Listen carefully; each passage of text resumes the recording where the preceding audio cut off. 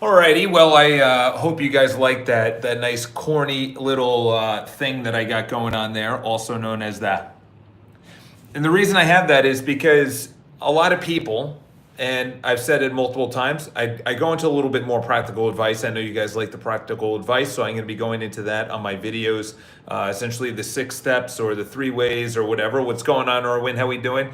So I just wanted to read you a little bit of this quote of this guy that I ran across, and essentially it kind of just wraps up life.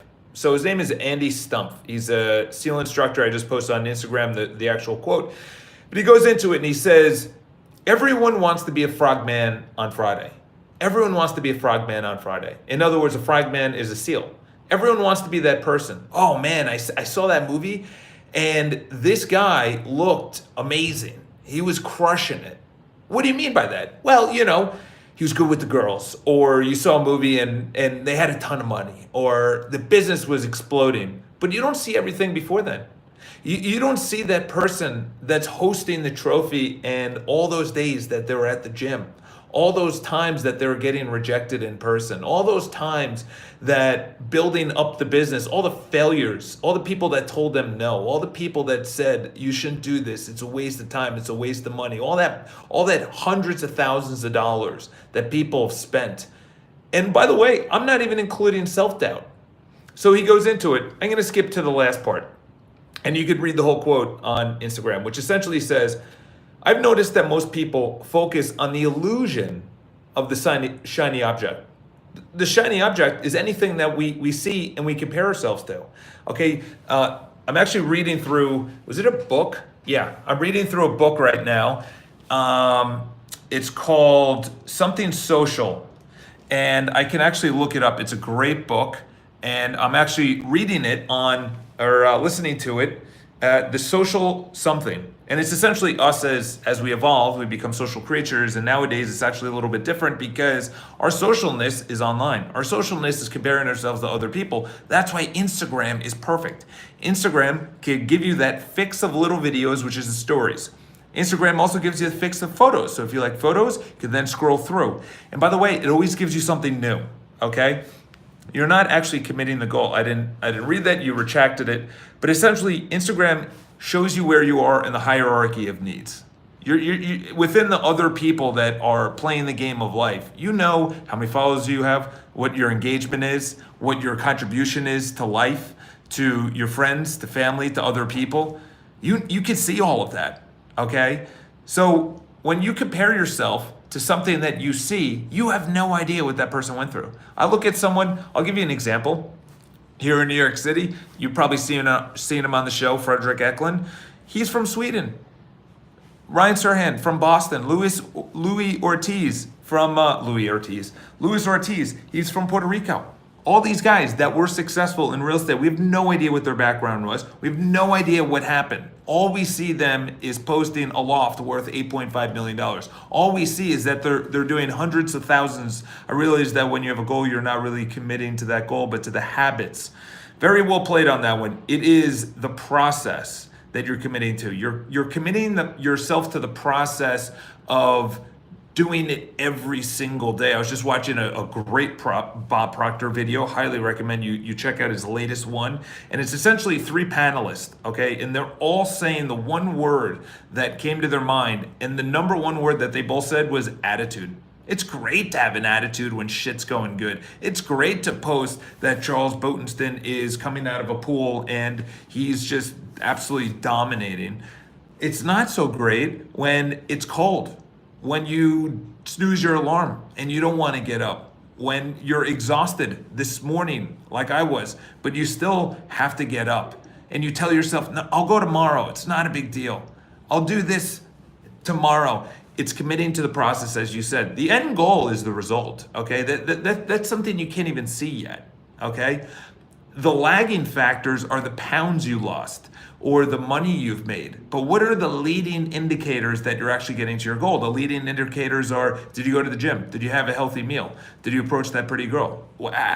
How can you tell me that you want to get into a relationship? How can you tell me that you want to start a business? And this is also, everything I say is about you guys More on me. Okay, how can I say that I want something if I'm not actually doing it? Okay, show me your bank account. I'll show you what your habits are. That, as the famous quote says. Okay, your bank account is a direct reflection of the habits that you've had in saving, not even on income, because there's a lot of people that make less than you that have more than you. Same with me. I also have a lot of people that are better in shape or more in shape. They have a better, say, relationship status. Whatever the case is, you can't tell me that you actually are taking that seriously. You can't actually tell me, okay? As Ray Dalio, he just put out an incredible, very, very advanced video.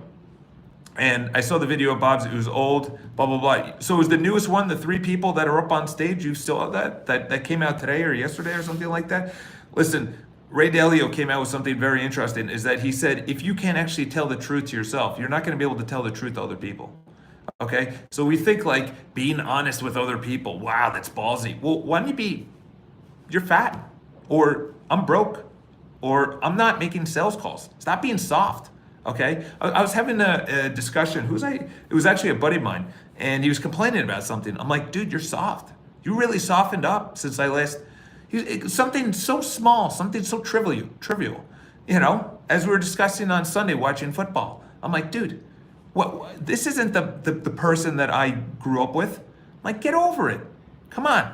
So he continues. Let me just go over the final quote. Okay. So essentially, he goes into that. People want they want the graduation of being a SEAL. They don't want to go through the training. They don't want the money. They don't want to go through the rejection. They just want the Friday. They want their reward.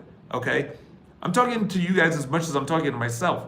Okay? It's time that we commit, as you said. Obviously, it's about the process, but it's also committing to the process. And as Bob Proctor, and I didn't say it before, as Bob Proctor in that video, all 3 of the panelists were making a lot of money, millions of dollars. All they talked about is one word: attitude. Attitude. It's not when it's going good. It's not when it's going good. It's not when I'm making the money, people are saying yes, it's a beautiful day out, when training is going good, when I'm breaking my personal records. It's about when shit sucks. When you don't want to get up, when when you're tired, when it's cold out, when it's raining, when it's snowing, when people say no to you, when the IRS is knocking on the door, when debt is there, when the interest rates are going too high, when the market isn't good. When the client says no, when the person doesn't sign the contract, when the website is down, someone's complaining, someone's bitching, someone's yelling at you. Number one word, attitude. And I think attitude actually comes down to another word, which is hopeful. You just know that you're not hopeful. You're essentially saying that it will work out. Better for worse. Okay? So here's the last part. So essentially he says that obviously people want to be a SEAL on Friday. He goes on and he says, everyone wants the shiny object, not the reality of what it takes to achieve it. They don't want to go through what is necessary to achieve it. The amateur only sees the end state. The professional focuses on the fundamentals in incremental process. If you think the bell, so the bell is what you ring to get out of buds. You ring the bell and it's over. You go home to your warm bath.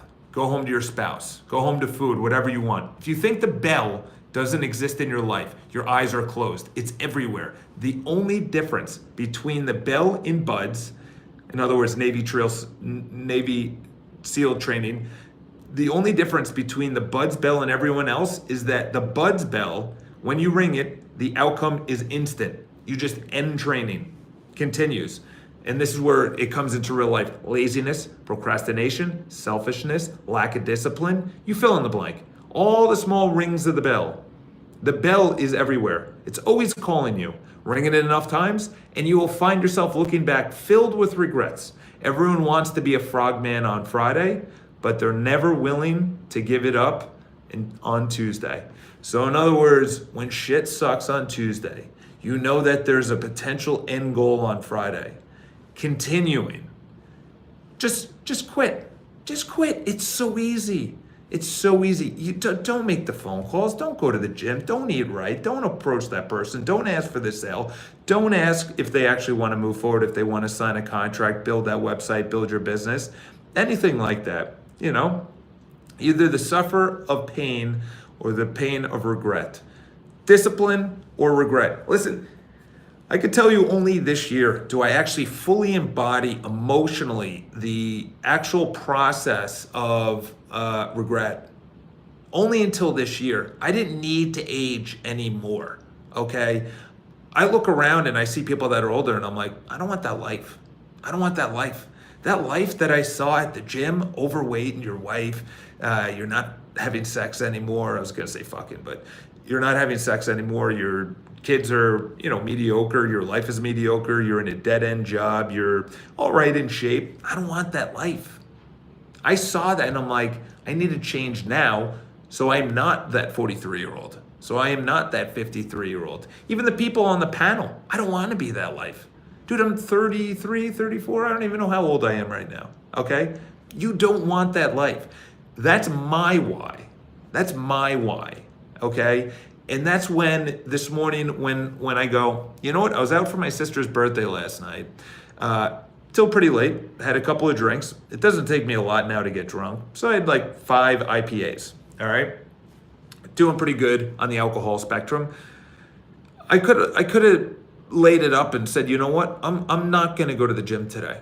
You know what though? I swear to God, I don't even know what made me get out of bed. I don't know what made me get out of bed. It was 5:15, 5:30 was my alarm. It went off.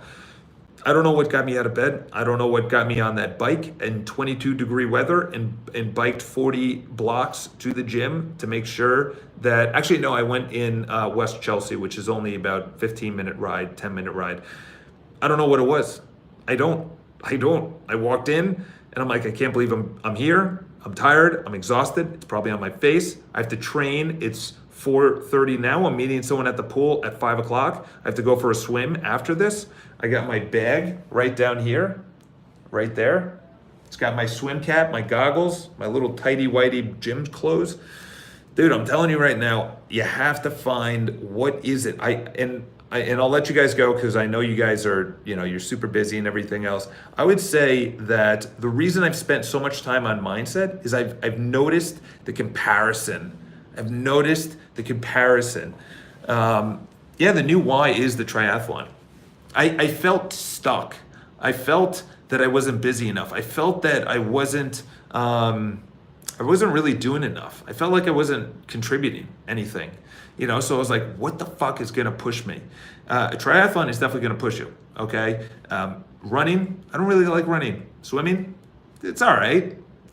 Honestly, it's pretty inconvenient to go to the pool and, there's 75, 80-year-olds. I actually have to sign up for the pool because I got a free pass last time.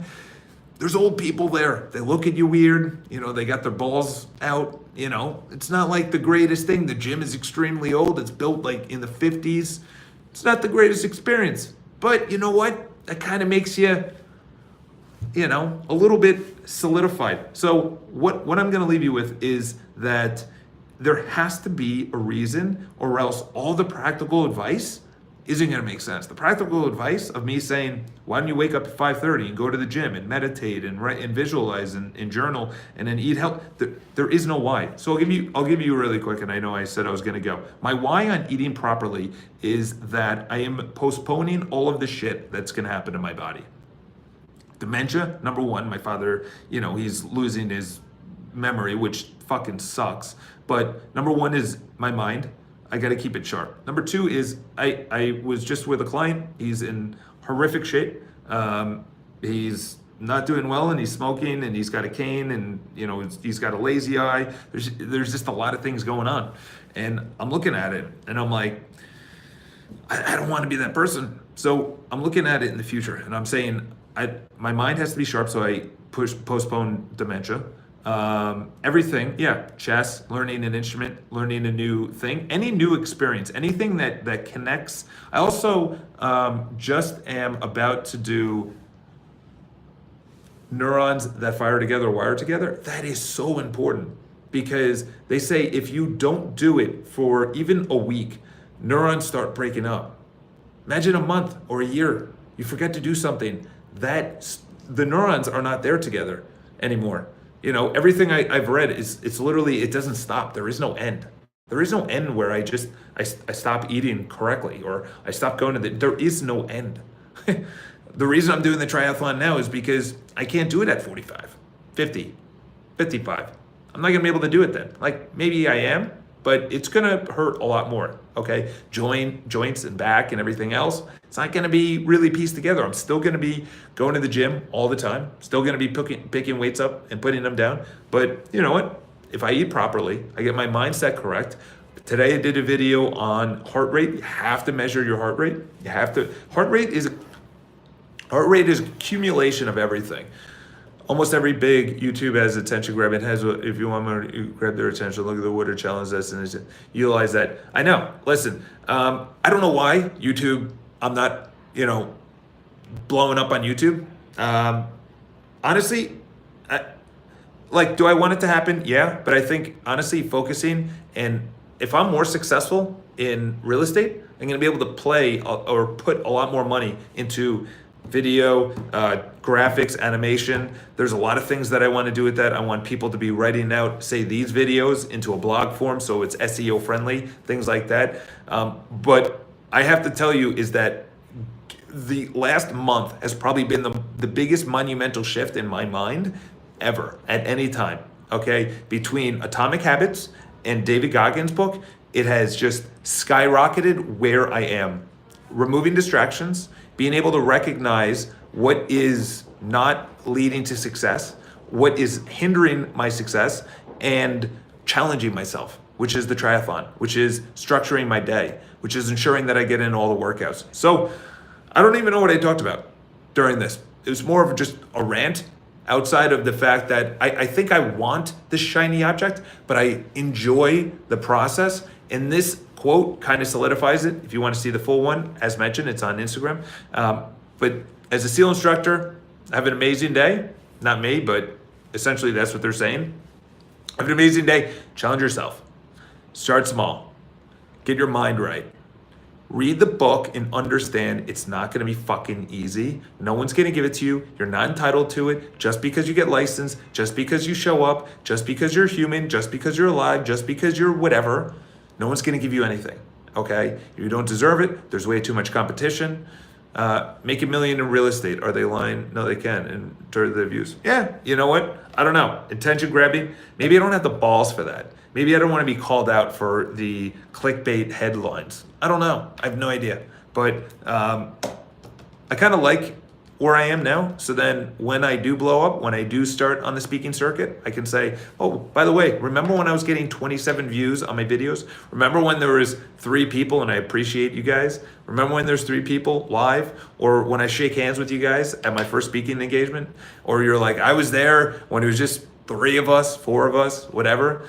You're in 9th grade, dude. Holy shit. In 9th grade, I was a pimply wise ass. I started drinking. That was when I got my first act of, actually, what was I younger? Sexual act. I was not a good kid. I was escaping my parents' house. I was just not a kid. Honestly, in 9th grade, what would I tell you in 9th grade? Fuck, maybe you guys can help me out on that advice. I don't know, that's so young that I don't even want to tell you to be serious. You know what I would tell you? I would tell you to do a lot of shit, okay? Because I became a caddy, and becoming a caddy sucks. But the thing is, what do people like when you're younger is money. And it gave me money. It sucked waking up. It sucked being hungover and running on a golf course in July, and you're sweating your balls off, and you have 2 bags that are probably the same weight as you, and you're walking around the golf course, okay? So highly recommend you do a bunch of shit that you don't like. Work at the movie theater, work at the candy shop, you can become an Uber driver. Do a bunch of things that you don't want to do, because by the time you turn 22, you're going to be asking the exact same question, except when you're 22, it's a real question. It's a real question. And then when you turn 32, where there's a lot of my friends that are still fucking lost in life, you don't want to be that person. You don't want to be that person. All right? Who was just asking that? 22. This one girl was like, I don't know what I want to do. Dude, you're 22. You still have no idea what you want to do? Cool. But you got to start. You got to start. Okay? Too many people are playing with themselves. They're playing with the internet, TV, everything else. Do a bunch of shit and have a lot of fun. Have a lot of fun. because to be honest, you're not going to have it later on. Okay, people aren't going to take you seriously. I came very close to death a couple of times. Got into a lot of fights. Spent a lot of money. I was drinking already easily. I was smoking. I smoked cigarettes at that time. It was like stupid ones, but take risks because your parents and safety net can't be exactly. That's actually a really good piece of advice, is that you don't have a safety net at 22 and no one is there to give you money at 22 unless you have really shitty parents that support you and they say, don't worry about it. You're my little butterfly. I'm going to give you all the money you want. Yay, 22. That's so cute. I can't wait to give. I'm going to be like Warren Buffett or Bill Gates. One of them said that, I think it's Warren Buffett. He said, I'm not giving my kids anything. That's going to be me. I'm not going to give my kids anything. I think, and then another person that's very wealthy said, I'm going to support him up to age 18. Up to age 18, I got everything. 18 and older, it's all on your own. Actually, I was talking to someone on Sunday. That's what she said. I was so broke at 22. 100%.